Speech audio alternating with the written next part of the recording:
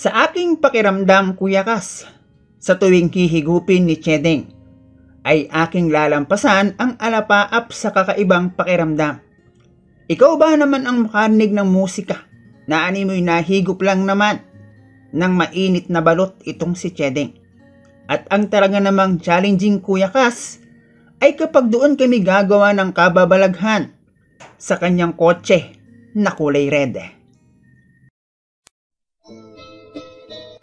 Hello guys and welcome dito sa Kasgul TV. At syempre, kung ikaw ay bago dito sa aking channel at trip mo ang ganitong klase ng kwento, palike and subscribe naman dyan.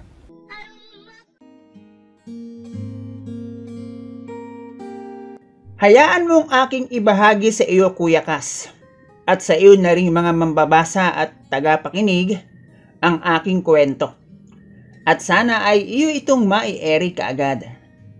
Kuya Kas, ako ay isang hardinero sa loob ng 5 taon. At masasabing madali na kung minsan ay mahirap. Stay in ako sa aking trabaho, Kuya Kas. At nasanay na lang din ako na malayo sa aking mga kamag-anak. Bagaman broken family ay namimiss ko rin naman sila.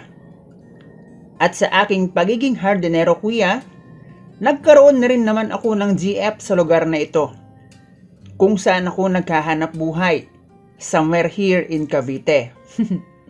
At maliban sa aking naging GF, ay dito ko na rin nakilala si Chedeng, isang biyuda. Nagdadamo ako noon sa labas ng compound kung saan ako nagtatrabaho bilang isang hardinero. Nang doon sa kabilang kalsada kung saan naroon ang coffee shop ay isang red na kotse ang nagparking. Isang ginang ang bumaba doon na sa aking pagkakakita kahit sa unang pagkakataon, Kuya Kas, ay masasabi kong may asim pa. At bumagay sa kanya ang pagiging chubby at ang pagkakaayos ng makeup. Sa aking palagay pa nga, Kuya Kas, yayamanin ang ginang. Wala rin siyang kasama sa aking pagkakakita dahil sa harap ko lang naman dumaan ang kotse. At syempre lumabas na siya, Kuya Kas, matapos ang kanyang pagko-coffee. Pero nakalipat na lang ako ng area ng paggagamas ay nandoon pa rin siya at nasa labas pa nga ng kotse. At doon ko na napansin na sa akin pa na siya ay panay ang tingin nang makailang ulit ko siyang mahuli na pinapanood ako sa aking ginagawa. Well, hindi ko naman ipinagyayabang, Kuya Kas, may itsura din naman akong lalaki na nataon pang umaga. Kaya't walang maskara ang aking muka at kita niya kung ano ang aking itsura. Alam mo, Kuya Kas, ay hindi ko nalang inintindi ang ginang. Sa isip ko baka naghahanap lang din siya ng hardinero sa kung saan man siya nakatira, at sa isip ko, baka naisip niyang yung katulad ko sana ang makita niya. Pero nagulat ako nang hindi ko na malaya na nakalapit na pala siya sa akin sa aking pagkaka-focus sa trabaho. At ang una niyang sinabi, "Hi, anong oras ang break time mo?" Sagot ko naman ay mamaya pa po, mga 10 AM. "Bakit po? Dagdag ko pa. Naku, makapo ka naman. Wag mo na akong pupuin. Gusto lang sana kitang ilibre ng snack doon sa coffee shop. Kung okay lang naman sa'yo. By the way, my name is Chedeng. Ikaw?" Aniya sa akin. Sagot ko naman, ganun ba? Okay lang naman. Wala naman siguro magagalit sa akin kapag tinanggap ko ang grasya mula sa iyo. Sagot ko habang nakangiti na pinagpapawisan pa. "Tawagin mo na lang akong Pedring." Hindi ko pala sinabi sa kanya ang tunay kong pangalan. Mahirap na.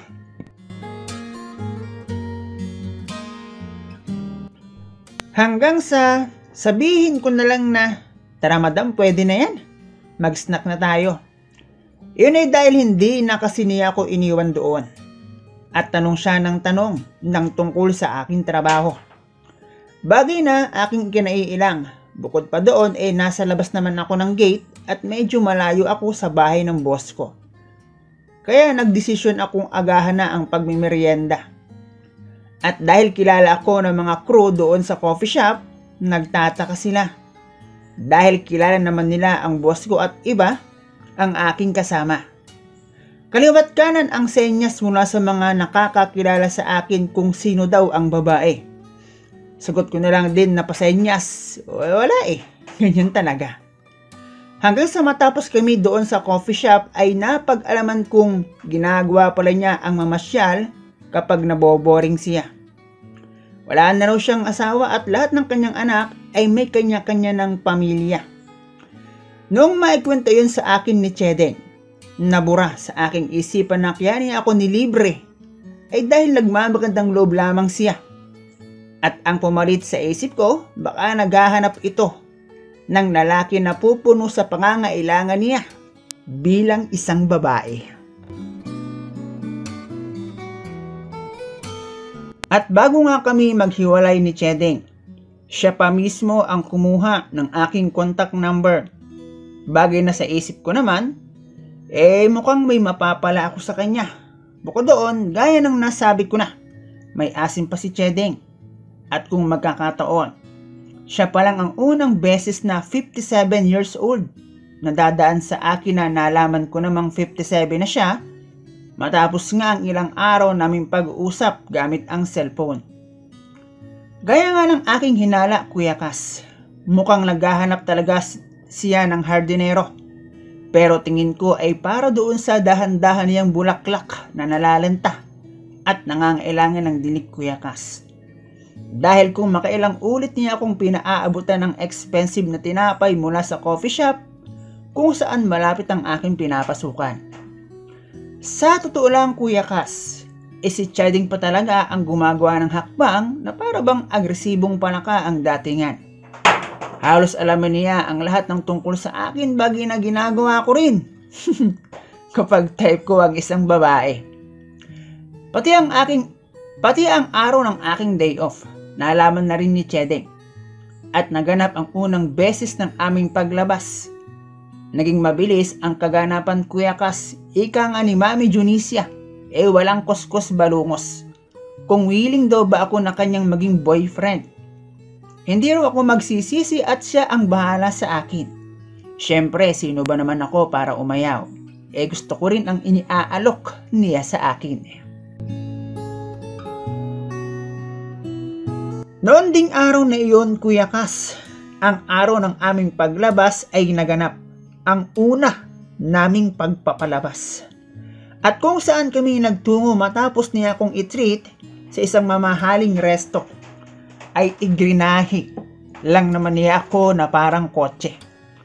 Tumuloy kami sa isang parking kung saan pag sinabing kulay red, alam mo na kung saan iyon. So clean, so good. Kahit medyo nanibago ako dahil araw iyon, kaya rin naman dahil naka-face mask kami at malayo kung saan merong nakakakilala sa akin. At doon nga, Kuya Kas, ay kanyang ipinamalas kung gaano na kalayo ang aming distansya sa ganoong pekpakbong. Maging ang kanyang paraan ng pagkanta ay ilalampas ka sa alapaap. Iba sa mga nauna kong nakadaupang palada. Para lang naman siyang nahigop ng mainit na balot. Ani mo ba'y kanyang pulutan habang nanganganta? At ang maganda ay malaya akong ipasabog at ipakalat ang punla ng kabulastugan nang walang iniisip na keso baka matison. Kay Chedeng, no problemo mego, area di castigo, kahit ilan pa. Alam mo, Kuya Kas, aminado kong nasanay din ako kay Chedeng. Ikaw ba naman ang papera ka na? Natuto rin akong mag-drive ng kotse at hindi ng kung ano. Naalala ko pa nga noong unang beses niya akong tinuruan sa isang subdivision. Naisip niya iyon para naman raw pwede ko siyang ipagmaneho in case malayo ang aming trip. Habang aking kinakabisado ang kambyo, ay naisip ni Chedeng na mas mainam kung siya muna ang gagamit ng kambyo. Kaya naman napa-left turn kami nang wala sa oras at naghanap lang naman kami ng safe na lugar doon mismo. Bagay na, Very exciting pala ang ganoon. Yun bang tipong animoy meron kayong iniingatan, tinataguan o itinatago? Nagkaroon din ako ng bagong cellphone at laging paldo. Lagi kasi niya akong inaabutan sa tuwing kami ay lalabas at maibibigay ko ang kanyang inaasahan. At umabot din ng halos 1 taon ang aming ganoong setup kahit nalaman na ni Cheding na meron akong jowa. Ayon kay Cheding ay ayos lang naman raw iyon. Wala naman na raw siyang plano na mag-asawa pa.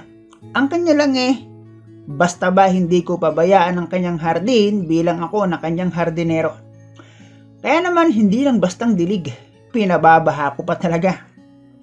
Hanggang sa isang araw, Kuya Kas, bigla na lang ay hindi na nagpakita si Cheding sa akin. Marahil nakatagpo siya ng lalaking mas sigit pa kaysa sa akin at ako ay naging parte na lang ng kanyang mundong mapaglaro. Sa ngayon, Kuya Kas, ay back to normal. Minsan may popoy, minsan wala. Eto, at tuloy pa rin ang paggagamas.